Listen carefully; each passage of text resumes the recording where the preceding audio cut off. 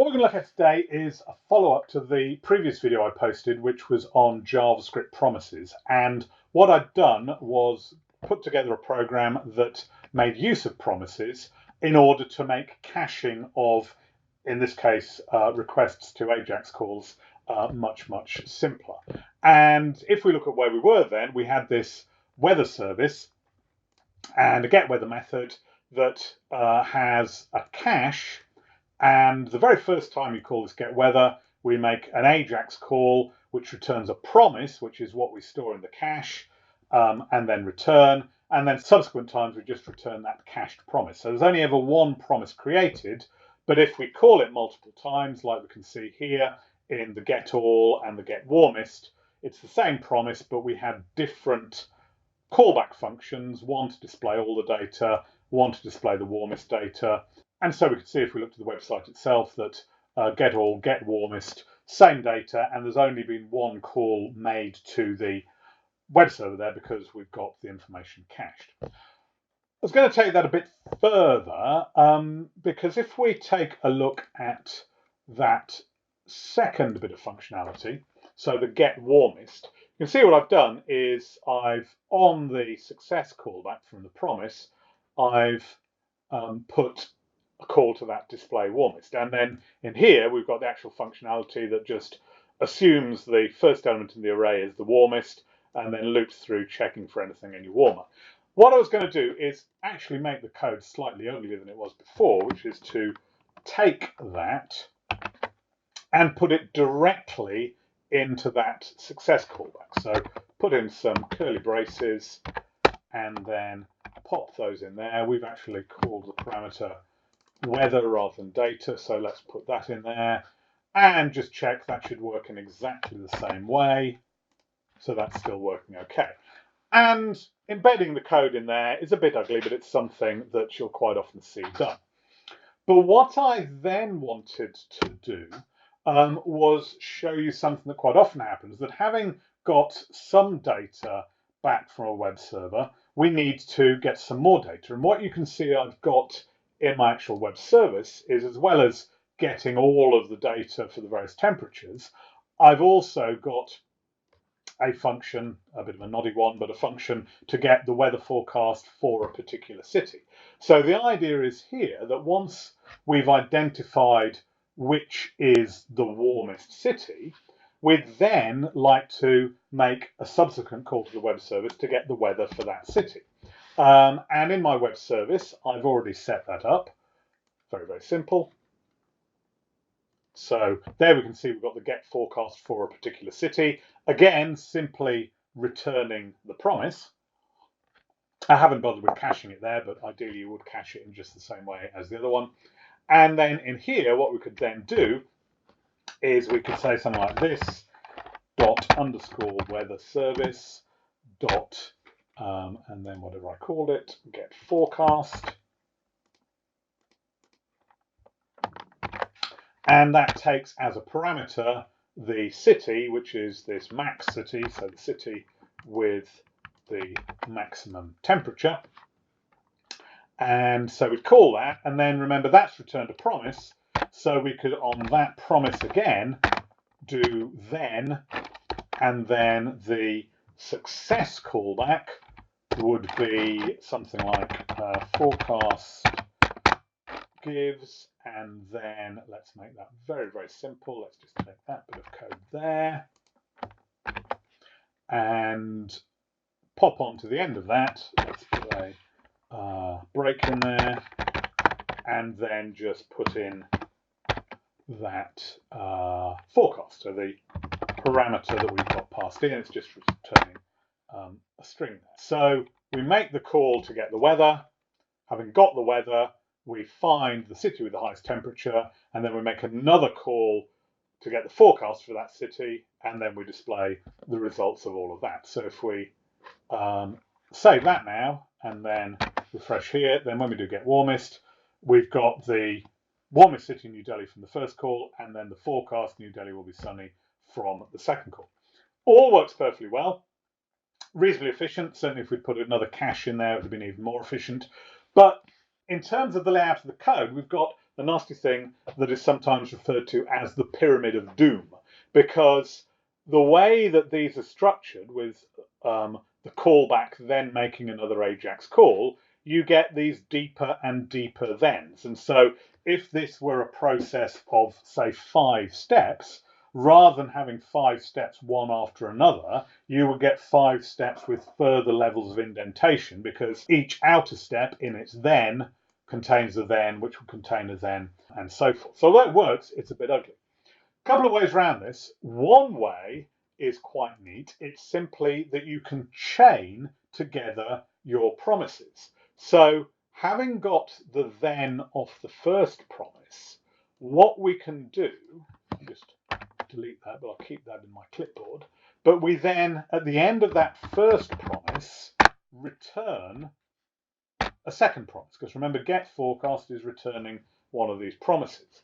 And then having done that, we would then, let's just close the round bracket on, so close the round bracket on the then, and then that then itself is returning the promise we've got here.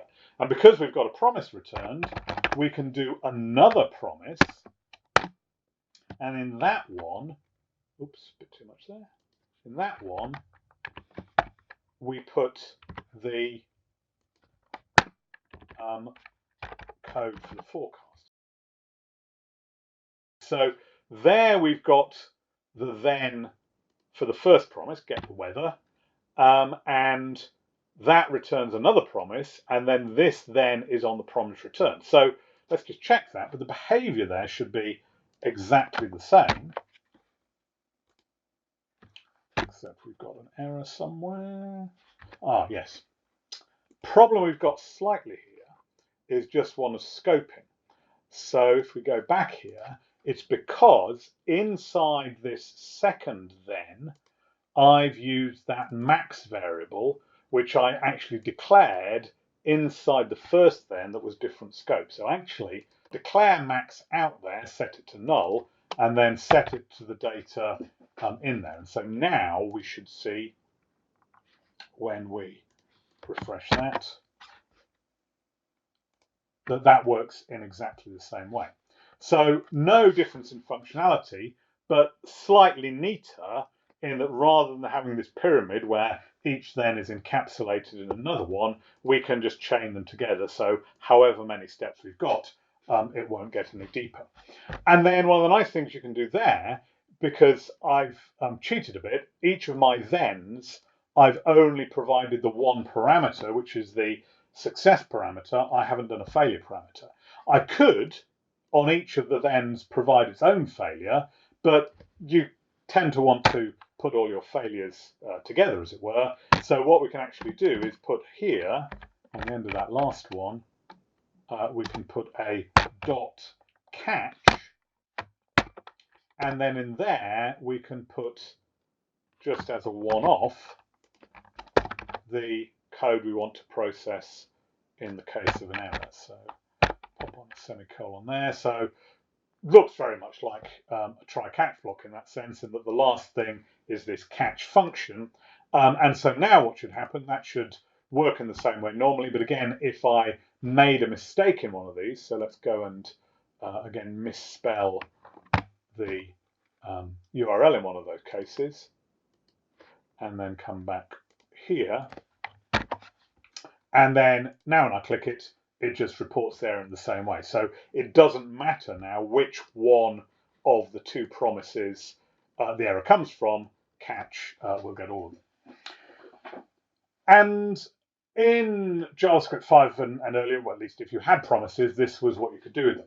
That's now something we can do even more neatly thanks to async and await. So what I'm going to do now is this. I'm going to declare the get warmest function itself as async, an asynchronous function.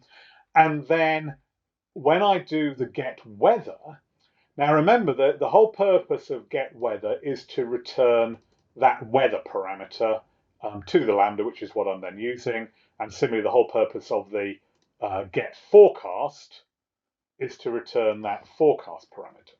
So what I can now actually do is here I can say simply let weather equal this dot get weather. Now if I left it at that, then weather, the variable, would obviously contain the promise that's been returned from get weather. But what I do instead is I say await. And what that means is that weather doesn't contain the promise, it contains the successful result of the promise. So by doing that, I'm effectively achieving exactly the same as by having the then with weather as a parameter. So I'm now effectively at this point here. So if I take all of that code and pop it here, now we need to redeclare Max again there. Now we can see that we're going to have that weather. I'll tidy the rest of it later. And the way that await works is that when we make the await call, it goes away and makes the Ajax call, and then the JavaScript system itself essentially takes a snapshot of the state of this getWarmest function. And then when the data is returned, the system restores that snapshot and picks us up at exactly the point that we left, and so that we have the result in the weather there, and then we can process it. Then having processed it, what we wanted to do was do exactly the same for our get forecast. So again, here we'll say let forecast equal await, and then all of that. And because we put the await, the forecast will be the result. And then after that, we can just put in that line of code there to set the result. Let's just comment all of that out. Okay, so we'll come in here, we'll hit this one, it'll go off to make the Ajax call, we'll freeze this function at this point, go back, JavaScript will carry on doing what it wants to do. Then when we get the result, we'll find ourselves back in here, we process the result. Having done that, we will do exactly the same thing, wait on a different call, then it will come back, and then we'll get the result in there. And again, let's run that to see how that's working.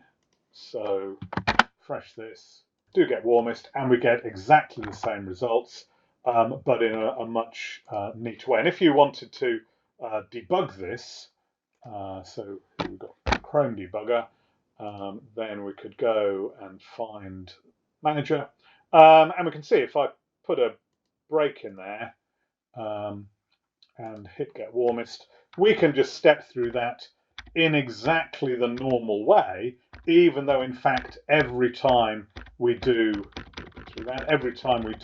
one of those awaits, it's actually going off and getting the data. But in flow terms, it looks like it's just a normal function without running off to do something else.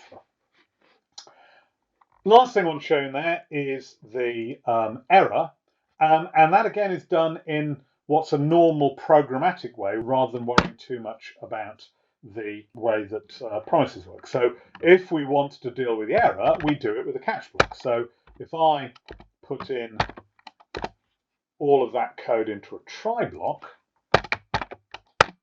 I can then follow that with a catch block, which takes the data that was being passed, like we've got just down there, to the catch function when we were using the promises. So there we can see the catch. And so again, if I put that typo back in there and refresh this,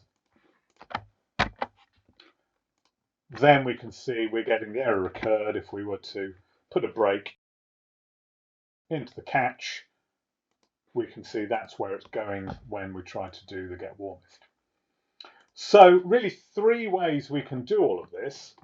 We can do it with the Pyramid of Doom, which works okay, but it's a little bit ugly, and if you've got a number of links in the chain, it's going to get a very deep pyramid. We can do it like we've still got here commented out, with the successive thens and then a catch on the end, and that's a pretty reasonable way to go, but you'll find in terms of debugging, it's not quite as well understood by most debuggers. But if you've got the most recent version of the JavaScript system, then you can have this async on the overall function, and then you can have these awaits. The rules are you can only have the keyword await inside a function that's marked as async. You can have a function marked as async without any awaits. There's not much point, but sometimes it happens. But if you've got an await, it's got to be inside an async.